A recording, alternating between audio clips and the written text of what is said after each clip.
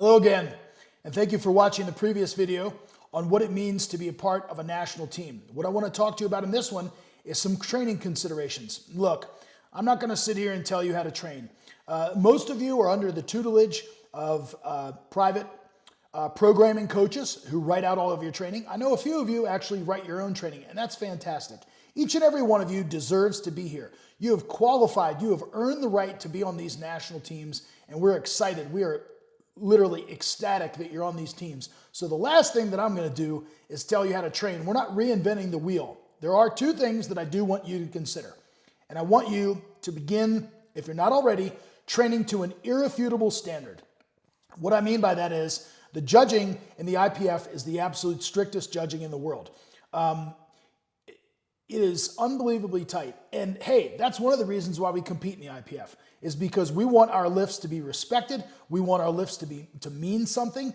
And they do. When you hit a personal best in an IPF competition, you know with a high degree of probability that that lift counts. And it's something that you should be proud of and respected for. So what we want you to begin to do, if you're not already, is committing to an irrefutable standard. That is, we want your lifts to become undeniable.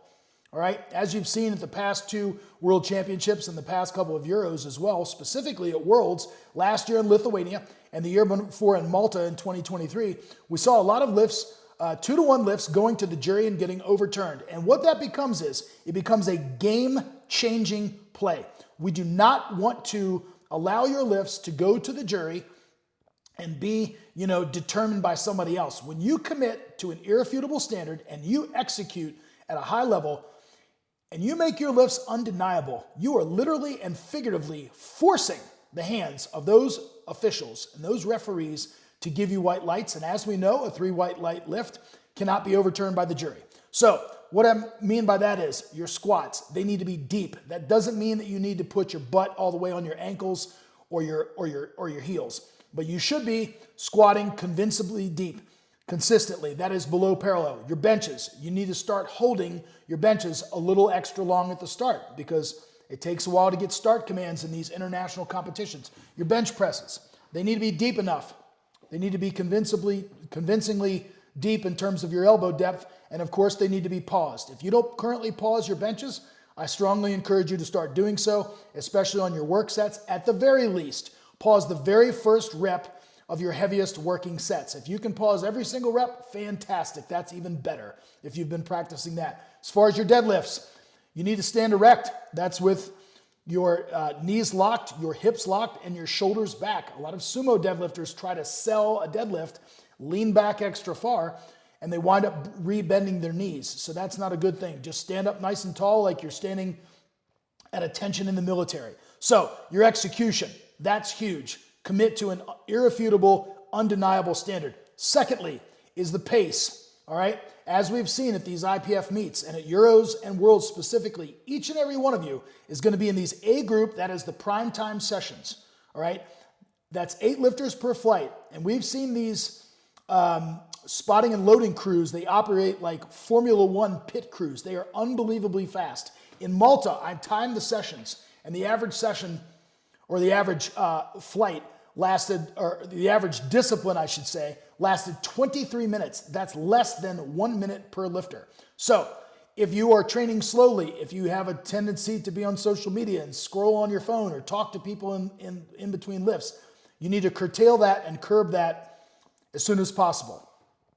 You should be resting no more than probably 6 to 7 minutes between your work sets. So if you're already doing that, fantastic. If you're not, let's pick up the pace. Finally, the last thing that I want to share with you is, myself and Peach, we care about your training. We want to see your lifts, all right? Do we need to see every single rep, every single set that you've done from the beginning of training all the way into the meet? Of course not. That's overkill. By the same token, we want to get our eyes on your heaviest training. If you tell us that you think you're good enough, that you're prepared to lift a certain weight, we can't just take your word for it. We can't step out on faith. You need to prove it to us. And we don't want to be scouring 16 different social media accounts on Instagram, YouTube, etc., tracking you down for videos. We know that some of you choose not to pose your heaviest sets. That's fantastic. But about 5 weeks out, during your peaking block, during your heaviest phase, 5 weeks out, from Euros, that'll be February 14th. And about 5 weeks out from Worlds, that'll be about May, I believe it's May 9th. We will be introducing our AMS, that is our athlete monitoring system. It is a Google form that is going to be sent out to you once per week, every Friday evening, because I know some of you wait until the weekend to do your SBD days, and that's fine. You'll have the entire weekend to complete the document.